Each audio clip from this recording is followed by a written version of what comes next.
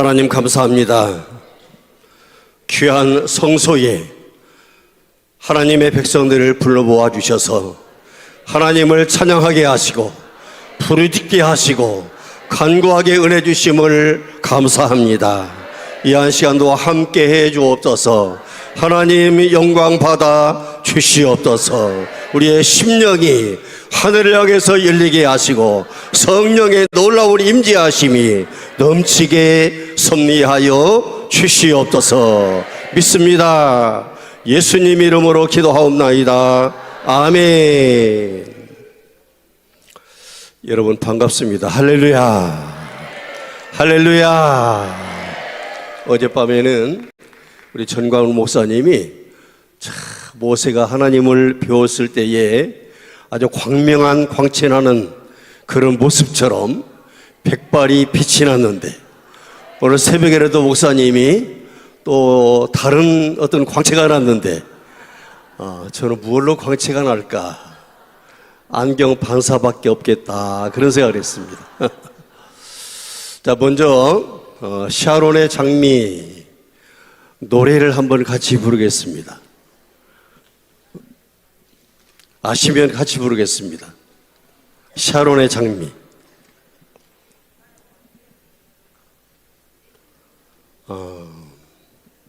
샤론의 장미 그러니까 무슨 이야기일까 궁금하실 터인데,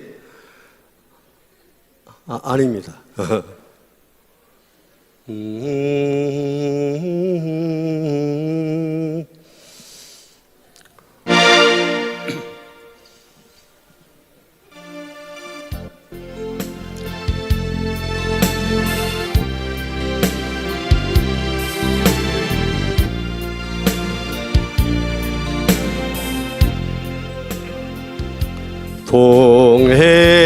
동해물과 백두산이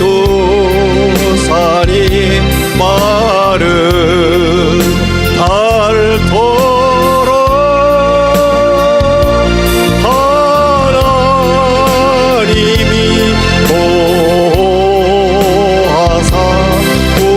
우리나라 만세 무궁화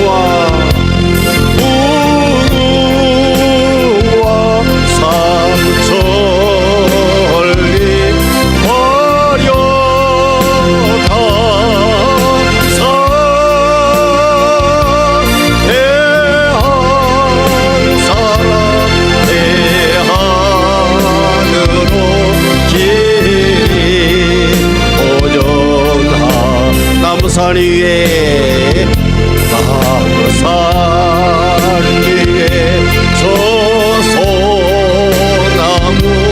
절간 그런저 바람소리 전남 없는 우리 기상이 무궁화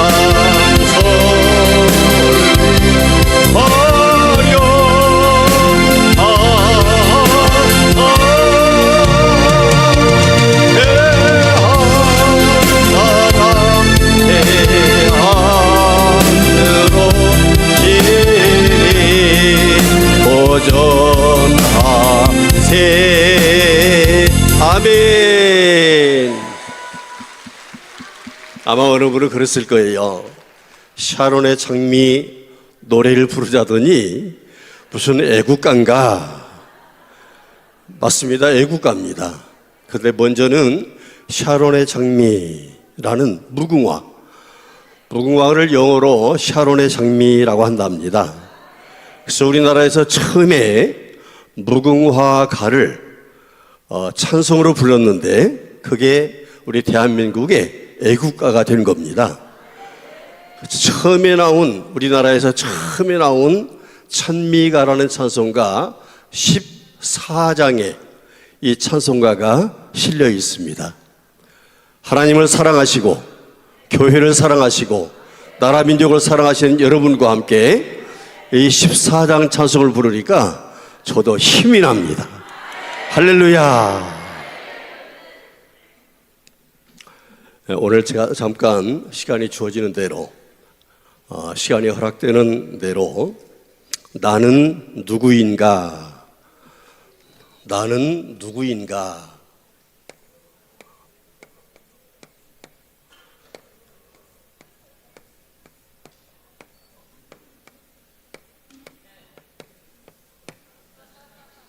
굉장히 주제가 딱딱하고 철학적인 것 같고 굉장히 힘들고 들으면 졸릴 법한 그런 주제같이 느껴지는데 은혜가 충만하고 기도 능력이 있고 말씀의 능력이 있고 성령의 능력이 있는 여러분들에게 오늘 같이 우리의 가장 근본적인 기본적인 그런 내용을 한번 확인하고 싶어서 이 말씀을 드리려고 합니다. 여러 사람이 행복하려면 가정이 행복해야 행복합니다. 가정만 행복한 게 아니라 우리 예수 믿는 사람이니까 교회가 행복해야 또 행복합니다. 우리 예수 믿는 사람이지만 우리 가정과 우리 교회만 행복한 게 아니라 국가가 행복해야 같이 행복할 줄로 믿습니다. 우리 가정이 하나님 말씀 위에 든든히 서서 아버지가 어머니가 아들 딸이 손자 손녀가 같이 신앙의 공동체를 이루는 가정, 교회가 하나님께 영광을 돌리되 예수 그리스도 중심이 돼 성령으로 운행되되 성경 말씀 토대 위에 세워진 교회, 우리 나라 민족이 자유민주주의, 시장경제, 기독교 토대 위에 서 있는 나라, 이렇게 가정과 교회와 국가가 하나 될 때에 우리는 행복할 줄로 믿습니다. 자, 그러면 나는 어떤 존재인가? 이미 알고 있고 이미 하나님 말씀을 아멘으로 받고 하나님이 원하시는 일을 위해서 하나님의 목적을 위해서 나의 목표로 삼고 달려가는 여러분들이지만 다시 한번 나는 어떤 존재인가? 나는 어떻게 형성되었나를 다시 한번 생각해 보려고 합니다. 저나 여러분이나 다 공통인 것은 우린 누구냐면 한번 크게 따라서 합시다. 사람이 아닌 사람은 따라서 하지 않아도 괜찮습니다. 자, 우리는 사람입니다. 왜 사람이냐면 하나님의 사람으로 만드셨기 때문에 사람입니다. 어떤 사람은 좀 배웠다리 유식한 사람들이 우리 사람을 사회적 동물이라 그래요. 여러분, 우리 예수 믿는 사람은 그런 말 쓰지 마세요. 하나님이 하나님의 형상대로 우리를 만들어 주셨는데 왜 굳이 그것을 뿌리치고 동물이라고 그래요? 앞으로 그렇게 말하는 사람은 저 동물원에 가둬놔 버려야 돼.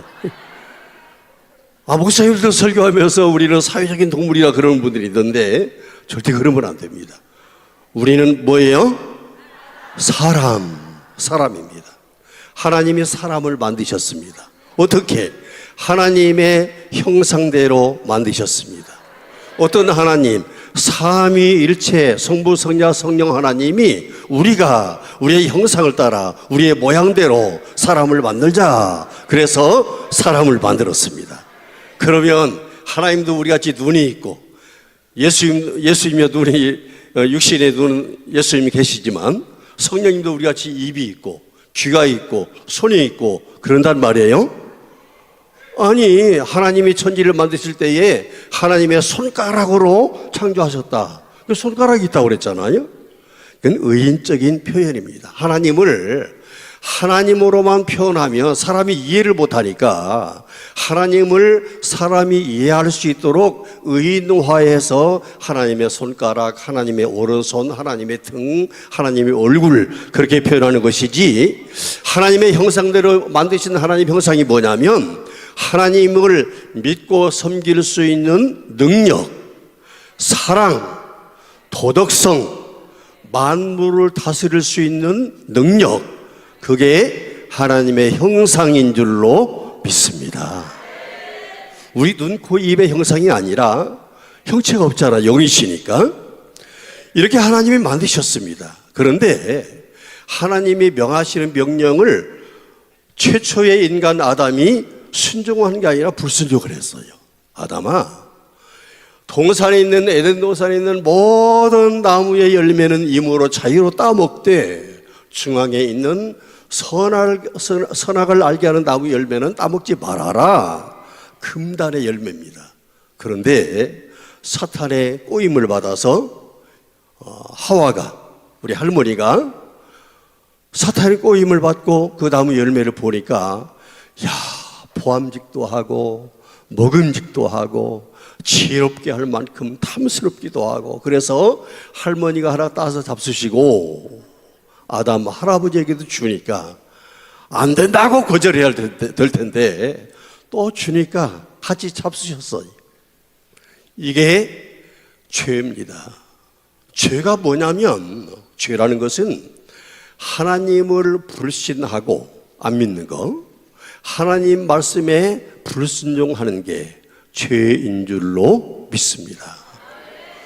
하나님, 내가 죄인입니다. 죄인입니다. 우리가 기도하고 회개하고 그러면 안 믿는 사람들도 옆에서 볼 때는 왜 이렇게 예수 믿는 사람들은 죄가 많은가? 하나님 말씀을 제가 온전히 순종하지 못했습니다. 하나님을 온전히 신뢰하지 못했습니다. 그런 회개고 자복인데, 뭐 도덕적으로, 윤리적으로, 사회적으로 범하는 악행을 우리가 한 줄로 착각하는데 그게 아니죠. 그래서 모든 사람은 죄로 말미암아 형편없이 됐습니다. 어떻게 됐냐면 전적으로 타락했습니다. 전적으로 부패했습니다. 비패가 아니고 전적으로 무능해졌습니다. 전적으로 타락하고 전적으로 부패하고 전적으로 무능해졌다는 말은 하나님 보시기에 선을 행하는 게 하나도 일도 없다 그 말입니다. 타락한 사람도 능력이 있습니다. 경영할 줄도 알고 지성도 있고 지식도 있고 연구도 하고 발전적이고 진취적이고 다 할 수 있는데, 이렇게 타락하고 이렇게 부패하고 이렇게 무능해졌다는 것은 하나님 보시는 선, 하나님 보시는 차원에서의 아무것도 할 수 있는 그런 능력이 없어졌다 그 말입니다. 그래서 인간은 죄를 지었습니다. 하나님 만드신 사람이, 하나님이 지으신 최초의 인간이, 사람이 하나님 말씀을 어김으로 모든 사람이 죄를 졌습니다. 어떤 사람은 그렇게 말합니다. 아니 목사님, 아담이 범죄했는데 왜 내가 죄를 진 겁니까? 대한민국의 축구 대표 선수가 일본과 축구를 해서 이겼어요. 그건 누가 이겼어요? 우리나라가 이겼고 우리가 이겼어요. 막 박수를 치고 손을 들고 막 외치면서 응원하잖아요. 대표이기 때문에 그래요. 하나님께서 아담을 온 인류의 대표로 행위 언약을 맺으셨습니다. 다음에 예수 그리스도로 온 인류의 대표로 은혜 언약을 맺으셨습니다. 행위 언약을 맺은 아담은 실패해서 타락하고 부패하고 무능하게 되었습니다. 그래서 쭉 가면 여기에서 두 갈래로 갈라집니다. 하나는 구원받는 사람이 있고 하나는 멸망당하는 사람이 있습니다. 영적으로 14만 4천 명에 해당되는 사람이 있고 그러지 못한 수많은 멸망의 사람이 있습니다. 자, 영적인 14만 4천 명에 저와 여러분이 포함된 줄로 믿습니다. 아멘. 죄라는 것은 두 가지 죄가 있습니다. 하나는 원죄가 있습니다. 지금 말씀하신 아담이 범죄한 죄. 아무런 내가 잘못이 없어도 이미 죄인으로 태어나는 겁니다. 아담 때부터. 또 하나 죄는 자범죄가 있습니다. 본죄가 있습니다. 내가 지은 죄입니다. 내가 지은 죄는 각 개인이 지은 겁니다. 알고도 지은 죄, 모르고도 지은 죄. 실수로 지은 죄, 고범죄, 고의적으로 지은 죄. 인간이 연약해서 짓는 모든 죄, 실수해서 짓는 모든 죄, 예수 그리스도의 이름으로 하나님께 자백하면 구원받은 우리도 늘 용서받는 줄로 믿습니다. 근데 용서받지 못하는 죄 하나가 있습니다. 무슨 죄예요? 그렇습니다. 성령 회방죄예요. 성령 회방죄. 죄를 내가 깨닫고 죄를 뉘우치고 하나님께 기도하려는 그런 마음을 가지는 것 자체가 성령 하나님이 주시는 일인데 그 성령 하나님이 하시는 일을 고의적으로 못하게 하면 내가 죄 용서 받을 회개를 할 수 없고 기도를 할 수 없는 겁니다. 성령 회방죄. 제가 전도사 시절에 고등학교 영어 선생님 장로님이 계셨는데 태권도를 아주 잘하세요. 그 제자들이 지금 전 세계에 흩어져 있어요. 태권도 사범으로. 근데 그분이 교통사고 났는데 고관절이 깨져가지고 병원에서 다리를 이렇게 좀 침대 위에 올려놓고 기계로 이렇게 돌려서 다리를 막 늘리는 그런 물리치료도 받고 그러면서 그렇게 견딜 수 없어요. 얼마나 고통스러워하는지. 그런데 그 장로님이 더 괴로워하는 것은 뭐냐면 내가 이 발로 이 주먹으로 얼마나 많은 사람을 때렸는데 그건 다 용서받는다고 그러지만 내가 성령 회방한 것이 아닌가. 그것 때문에 굉장히 괴로워하고 저와 여러 시간 토의도 하고 그 장로님을 업고 기도원도 가고 그랬던 기억이 나요. 나중에 목사님이 됐습니다. 나중에 교회를 개척했는데 진짜 짧고 굵게 한평생 살다가 하나님 나라 가셨습니다. 성령 회방죄. 우리 예수 믿는 사람은 누구든지 한번 다 의문을 가지고 궁금해하는 죄입니다. 그런데 내가 성령 회방죄를 죄지 않았을까? 그렇게 번민하고 고민하는 것 자체가 성령 회방죄가 아니라고 믿으시기 바랍니다. 자, 어렵고 힘든 얘기인데 그런 성령 회방죄가 있습니다. 이렇게 범죄하는 인간들이 성경 말씀처럼 의인은 없나니 하나도 없습니다. 하나도 없어요. 한 사람도 없어요. 그게 하나님께서 유기 버려두셨어요. 버려두셨으니 창조주 하나님을 섬겨야 할 사람들이 인간을 섬겨요. 또 우상을 만들어서 섬겨요. 또 순리로 쓸 것을 영리로 써요. 그게 무슨 말이냐면 요즘 말로 성범죄예요. 동성애예요. 이거 동성애 무서운 죄잖아요. 소돔과 고모라가 멸망한 죄가 뭐예요? 동성애예요. 뭐 동성애 축제도 하고 별짓 다 하잖아요. 나라가 망할 징조예요. 미국의 오바마 대통령이 동성애에 허락을 했어요. 서울시장 박모 서울시장이 당시에 동성애 허락을 했어요. 그래서 제가 오바마 대통령 당신의 딸이 둘이 있는데 큰딸이 여자 하나 데리고 와서 아빠 우리 결혼할게요. 이 사람이 나 남편 될 사람이에요. 그러면 허락하겠느냐? 박모 시장이 아들이 있고 딸이 있는데 아들이 남자 데리고 오고 딸이 여자 데리고 와서 우리 결혼하겠어요. 그러면 허락하겠느냐? 이 괴상망측한 이해 불가능한 일이 왜 생겼나? 하나님을 떠난 인간들이 별별 짓을 다 하다가 그런 동성애 범죄까지 이러는 겁니다. 다 죄인들이 하는 짓입니다. 죄인들이. 그러면 우리는 멸망받는 게 아니고 구원의 14만 4천 명의 반열이 낀 우리가 사람이 뭐가 되냐면 따라서 합시다. 성도가 됩니다. 구원받은 사람이 되는 겁니다. 내가 죄인이지만 나는 구원받았습니다. 그런 분들은 아멘 합시다.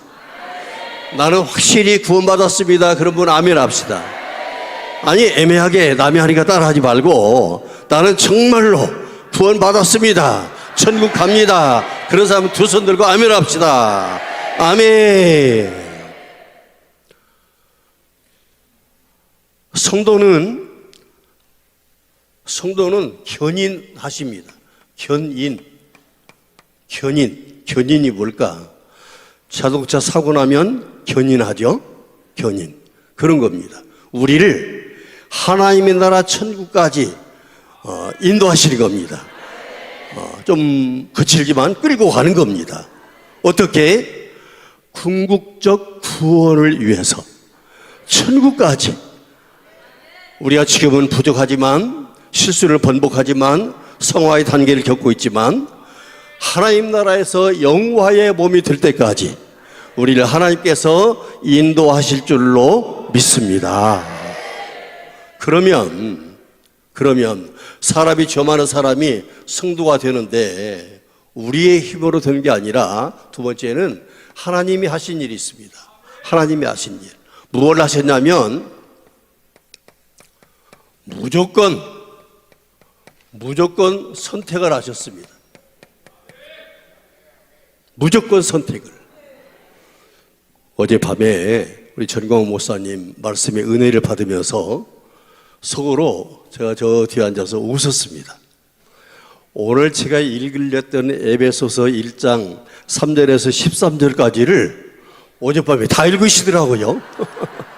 그래서 오늘 제가 본문을 안 읽는 겁니다. 반복되니까, 아시니까. 그러면서 내가 또 웃었던 게, 자, 하나님은 신묘막측하세요. 하나님의 말씀에 신묘막측해요. 너무나 놀랍고 대단해요. 어제 설 목사님이 열배를 토하시면서 은혜를 끼친 그 말씀은 그런 말씀대로 성경 한 구절, 한 절, 한 구절만 가지고도 이게 수십, 수백, 수천의 의미를 담고 있으니까 얼마나 대단한지 몰라요. 에베소 1장 3절에서 6절까지 말씀 보면 하나님께서 창세 전에 그리스도 안에서 우리를 택하사, 아멘. 창세전, 세상을 만드시기 전에 하나님의 설계도 안에 우리가 다 포함된 줄로 믿습니다. 기가 막힌 거예요. 기가 막힌 거예요. 네, 정말 할렐루야예요. 하나님의 무조건 선택이에요. 무조건 선택. 무조건이라는 것은 하나님이 다 계획이 있으시지만 우리 입장에서는 아무 하나님의 선택받을 무슨 일을 한 일이 없어요. 그러니까 하나님 편에서 무조건 선택입니다. 무조건. 선택의 반대말은 뭐예요? 따라서 합시다. 유기. 요즘에 뭐 유기견 그러잖아요. 누가 개를 버렸어요. 키우다가. 유기란 말은 버렸다 그 말이에요. 하나님이 우리를 선택해 주셨어요. 그런가 하면 멸망받는 사람들은 버렸어요. 버렸는데 선택의 줄로 올라오려는데 하나님께서 막 밀어서 떨어뜨려서 억지로 버린 게 아니라 가만히 그대로 놔두셨다 그 말이에요. 우리도 지음받은 그대로 엄마 뱃속에서 태어난 이후에 지금까지 하나님 그대로 그냥 놔두시면 우리도 내가 잘난 줄 알고 내 멋으로 내 기분으로 내 계획대로 내 멋대로 살다가 멸망당할 텐데, 그 중에 한 사람 두 사람을 다 불러서 우리를 교회로 만들어 주신 줄로 믿습니다. 아멘. 그래서 교회는 건물이 아니잖아요. 건물은 예배당이죠. 교회당이죠. 집이죠. 두세 사람 주님의 이름으로 모인 사람들이 우리가 교회인 줄로 믿습니다. 하나님이 무조건 선택해 주셨습니다. 하나님께 말씀하십시다. 하나님, 저를 무조건 선택해 주셔서 감사합니다. 아멘. 할렐루야. 근본적으로 그래서 감사한 겁니다. 하나님의 선택이 주셨기 때문에 하나님의 세상을 사랑하셔서 우리를 사랑하셔서 나를 사랑하셔서 독생자 예수 그리스도를 보내주시고 그 예수 그리스도 믿음으로 말미암아 멸망치 않고 영생을 얻게 하신 것, 하나님의 선택에서부터 감사하시기를 주님의 이름으로 축원합니다. 세 번째는 예수 그리스도입니다. 예수 그리스도 우리를 위해서 무엇을 하셨냐면 제한 속죄,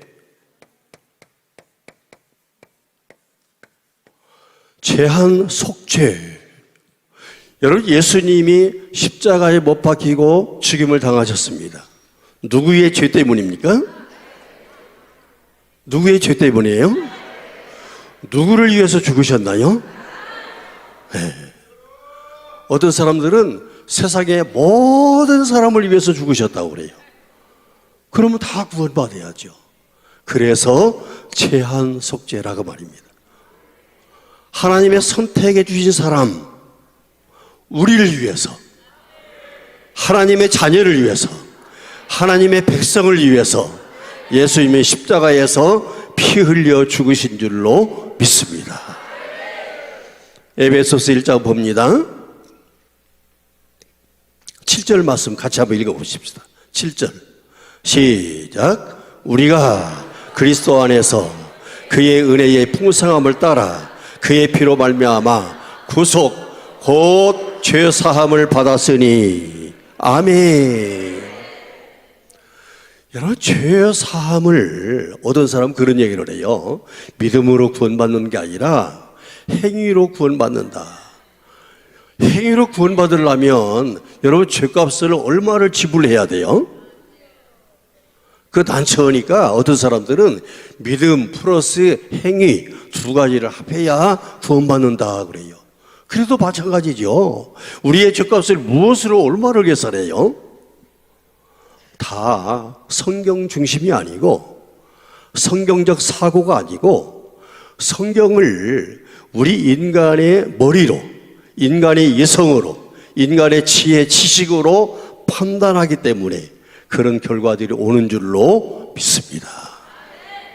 성경은 믿음의 대상이지 내가 분석하고 연구할 대상이 아닙니다.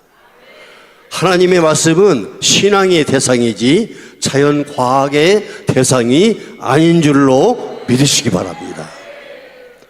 요즘에 제일 문제가 뭐냐면 교회에 예수 믿고 구원받습니다. 그건 다 인정을 합니다. 믿습니다. 또 교회가 세상의 소망입니다. 그것도 믿습니다. 뭐가 교회에 뻥뻥 구멍이 뚫려 있냐면, 약점이 되어 있냐면 성경적인 가치관을 갖는 것, 성경적인 세계관을 갖는 것, 이게 뻥뻥 구멍이 뚫어져 있습니다. 무슨 말이냐면 어떤 사람이, 어떤 정치인이, 대통령이 무슨 일을 하면, 우리 윤석열 대통령과 마찬가지죠. 대통령이 무슨 일을 하면 이게 옳은지 그른지를 우리 믿는 사람은 성경적인 관점에서 그 의견도 들어봐야겠잖아요. 이 경제 정책이 성경적으로 맞는지, 이 통일 이론이 성경적으로 맞는지, 이 외교 정책이 성경적으로 맞는지 성경의 렌즈를 끼고 모든 것을 바라봐야 되는데 사람들이 그러지를 않아요. 무슨 렌즈를 끼고 보냐면 인간의 이성에 렌즈, 이 머리통에 렌즈. 중세기 때만 해도 하나님 중심으로 살려고 노력을 했어요. 그러다가 산업혁명이 일어납니다. 계몽주의 활동이 일어납니다.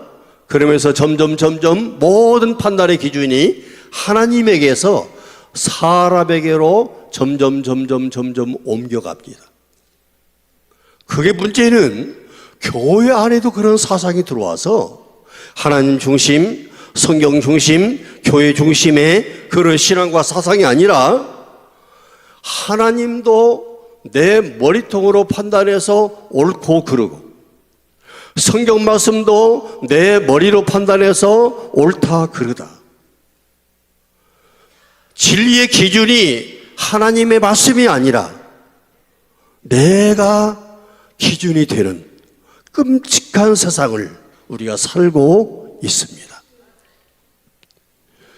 이게 종교개혁이 일어난 루터의 종교개혁이 일어난 이전으로 교회가 환원하는 것 같아요.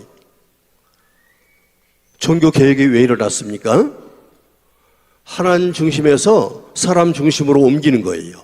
성경 중심에서 교회 중심으로 옮기는 거예요.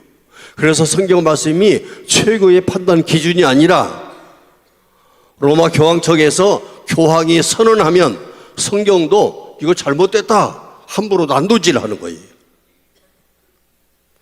우리가 비판을 하지만 요즘에 우리 교회 안에도 이게 너무나 만연하게 들어와 있는 무서운 사탄의 전략입니다. 예를 들어서 10계명은 10가지 계명 우리가 알죠? 우상을 섬기지 말라 몇 계명이에요? 1계명이 하나님 외에 다른 신을 섬기지 말라. 2계명은 하늘에 있는 것이라 땅에 있는 것, 땅 아래 물속에 있는 것이 어떤 형상이든지 만들지 말고 절하지 말고 섬기지 말아라. 근데 로마 가톨릭이 우상을 만들잖아요. 만들어요. 성인도 만들고 김대건 성인이 로마 교황청에 성인으로 이렇게 등재됐다는데 성인이 예를 들어서 한 100 정도의 믿음만 있으면 구원받는데 이 사람은 너무나 믿음 생활 잘해서 한 500이 있어요. 그럼 100으로 자기 구원받고 나머지 400은 나눠주는 거예요. 다른 사람한테. 공짜로 나눠주는 게 아니라 돈 받고 나눠줘요. 그런 괴상한 짓들을 해요. 자기들이 우상을 섬기니까 2계명은 캐톨릭이 2계명이 빼버렸어요. 우리 2계명이 아니에요. 3계명이 2계명 되고 쭉쭉 올라갔어요.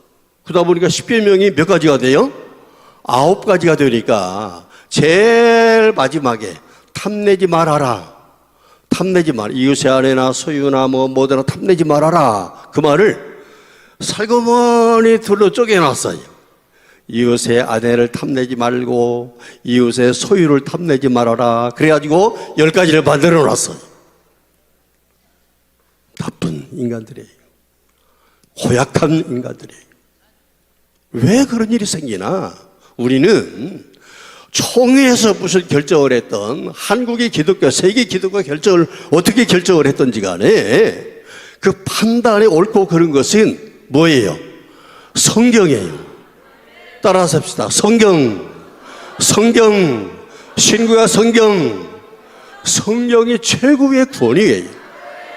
성경적으로 잘못된 것은 잘못된 거예요. 내가 아무리 주장해도 성경적으로 아닌 것은 아닌 거예요. 로마 가톨릭은 성경 위에 교황이 있어요. 성경이 옳고 그른 것을 여기서 다 판단해요. 10계명도 지그들 마음대로 만들어요.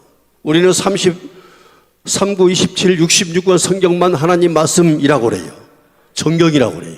근데 그 사람들은 별게 다 있어요. 외경이 더 있어요. 우리보다 더 성경이 많아요. 그래서 신구 기독교랍시고 합동해서 번역한 성경이 공동 성경이, 공동 번역 성경. 그 안에 66권 성경도 있고 중간에 외경 아포크리파 그것도 끼워놓고 그런 짓 할 필요 없어요. 뭐로 돈 낭비하고. 중요한 것은 무슨 얘기냐면 하나님의 말씀이 모든 것의 기준이 되는 줄로 믿습니다. 그리고 문제는 우리가 성경을 알아야 되는 거죠. 알아야 돼요. 여러분들이 성경을 많이 배우고 심도 있고 더 차원 높은 하나님 말씀을 많이 배우는 것 감사하시기를 주님의 이름으로 축원합니다. 네 번째는 우리 성령님이 하신 일이 있어요. 죄인은 우리가 성도가 되게끔 성령님이 하시는 일은 불가항력적 뭐예요? 불가항력적 은혜입니다. 불가항력적 은혜가 뭐예요? 거절할 수 없는 은혜라고 말해요. 거절할 수 없어요. 그러면 언뜻 조금 전에 말씀드렸던 성령의 회방죄와 성령의 불가항력적 은혜와 충돌되잖아요. 그런 생각이 들잖아요. 아니 성령의 은혜는 거절할 수 없다는데 성령이 나를 회개하고 기도하고 뉘우치게 만드는데 왜 거절을 내가 하는 죄가 있나? 성령의 불가항력적 은혜는 구원에 관한 얘기예요. 구원에 관한 얘기. 구원받게 우리를 인도하시고 믿음을 주시고 하나님을 믿고 예수님을 믿게 하시는 일에 성령님이 하시는 일을 우리는 반응할 수가 없어요. 그런데 내가 회개하고 자복하고 하는 일도 성령님이 도와주시는 일인데 그것은 자복의 관계에 좀 구분이 돼야 될 겁니다. 자, 문제는 죄 있는 사람이 성도가 되게끔 내가 하는 일은 아무것도 없어요. 내가 한 일은 아무것도 없어요. 누가 하셨어요? 하나님이. 무엇을 하셨어요? 무조건 선택해 주셨어요. 그 다음에 예수님이 죄안 속죄해 주셨어요. 십자가에서 죽으셨어요. 성령님이 불가항력적 은혜를 베풀어 주신 줄로 믿습니다. 그래서 우리는 하나님의 은혜 감사합니다 라고 말하는 겁니다. 물론 먹을 걸 주셔서 감사하고 건강 주셔서도 감사하고 아들 결혼에 감사하고 딸 취직도 감사하고 다 감사한 일이죠. 제가 말씀드리는 것은 그런 모든 감사보다도 가장 근본적인 가장 바탕 뿌리를 이루는 그런 면에 감사의 조건이 이런 일 때문에 하나님께 감사한다 하는 말씀입니다. 그 하나님을 우리 찬양합시다. 하나님께 영광 돌립시다. 우리 두 손 들고 찬양합니다. 찬송 한번 부르겠습니다. 자, 두 손 들고 찬양합니다. 두 손 들고 찬양하리. 두 손 들고 찬양합니다. 두 손 들고 찬양합니다. 다시 오실 왕 여호와께 만일 나를 다스리. 두 손 들고 찬양합니다. 두 손 들고 주님 앞에 내 생명 드리리라. 아멘. 아멘. 하나님의 은혜를 그 사랑을 입은 우리는 그때부터 우리 앞길이 늘 평탄한가? 그러지 않습니다. 이 세상은. 왜? 사탄이 옆에서 호시탐탐 노리기 때문에 그렇습니다.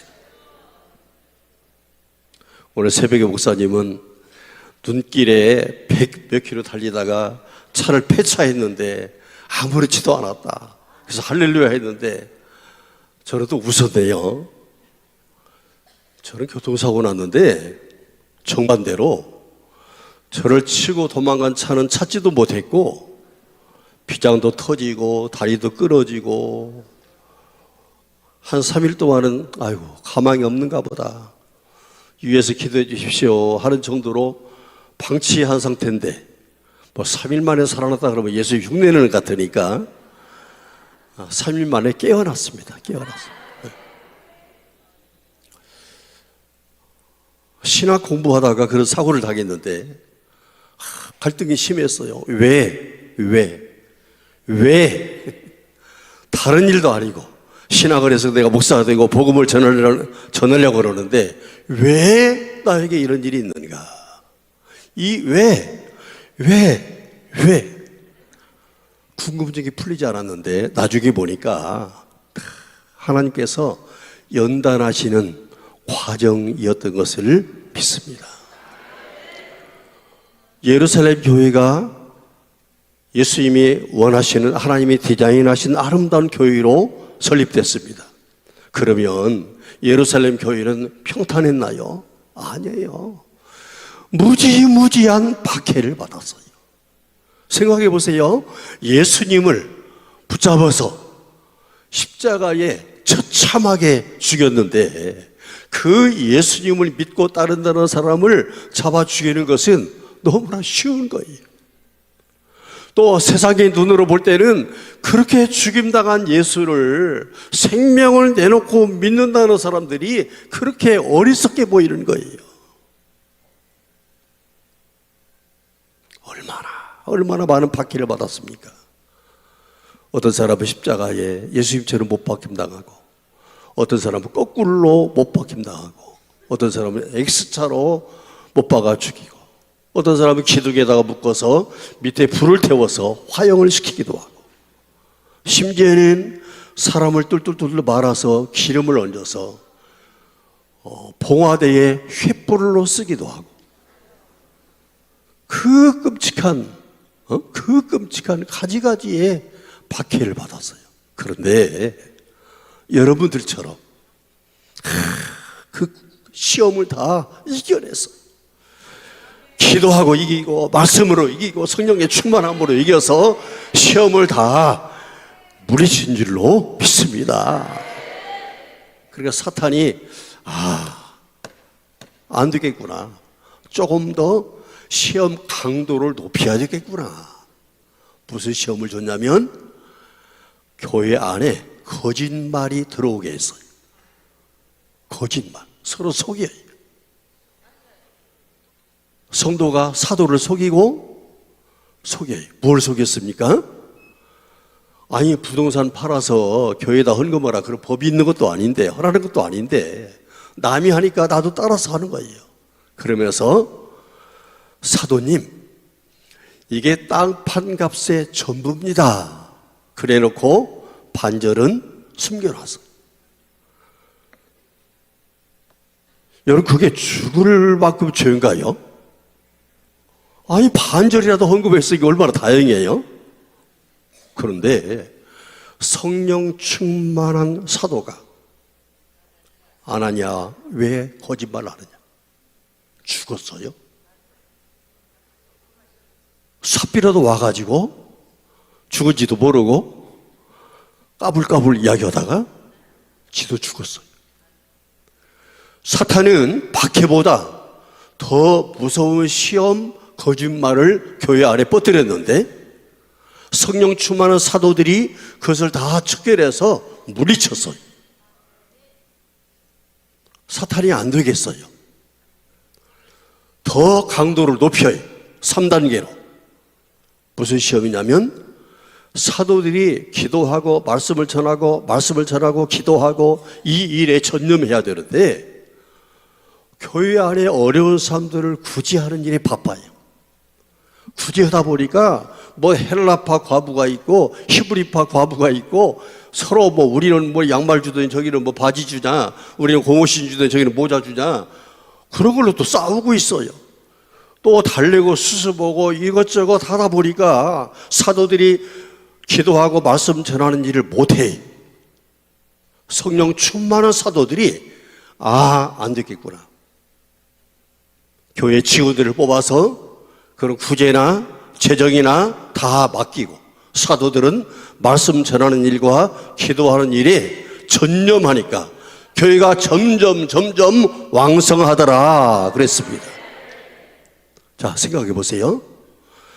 박해받고 죽임당하고 막 어려움 당하는 게 시험이 큽니까? 거짓말하는 시험이 큽니까? 맞아요. 거짓말하는 시험이 큽니까? 바쁜 것이 큽니까?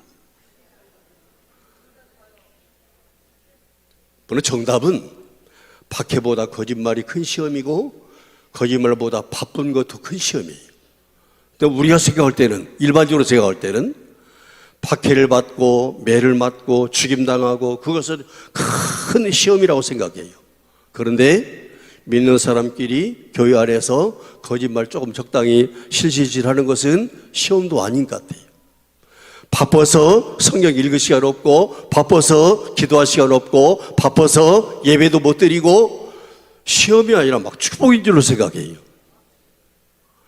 이게 우리의 생각이 도치된 거예요. 잘못된 거예요. 바뀌어진 거예요. 그러니까 사탄이 현대판 우리, 저와 여러분을 얼마나 흔들어대고 얼마나 시험하기가 쉽겠느냐 그 말이에요. 저도 여러분도 더 정신 바짝 차리기를 주님의 이름으로 축원합니다. 마지막으로 고린도 후서 4장 8절에서 10절 말씀을 읽고 싶습니다. 고린도 후서 4장 8절에서 10절. 우리가 이런 사람입니다. 크게 한번 읽습니다. 시작. 우리가 사방으로 우겨쌈을 당하여도 쌓이지 아니하며 답답한 일을 당하여도 낙심하지 아니하며 핍박을 받아도 버림받지 아니하며 거꾸로 뜨림을 당하여도 망하지 아니하고 우리가 항상 예수 죽인 것을 몸에 짊어지면 예수의 생명도 우리의 몸에 나타나게 하려 함이라. 아멘. 우리는 약한 자가 아니라고 말해요. 약한 자가 아니에요. 하나님이, 예수님이, 성령님이 우리를 구원을 위해서, 우리를 하나님의 백성 자녀 삼으시기 위해서 얼마나 우리가 감당할 수 없는 일들을 이루어 주신 귀한 존재들입니다.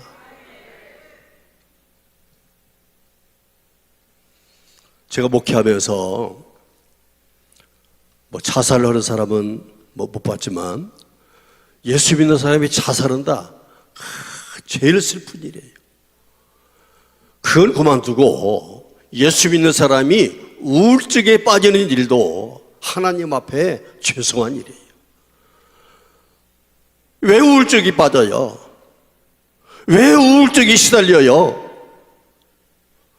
나의 고민과 번민과 아픔과 괴로움을 주님께 다 위탁하지 못하기 때문에 그래요. 주님께 다 맡기세요. 하나님께 맡기세요. 감사한 일도 맡기고 어려운 일도 맡기고 힘든 일도 맡기고.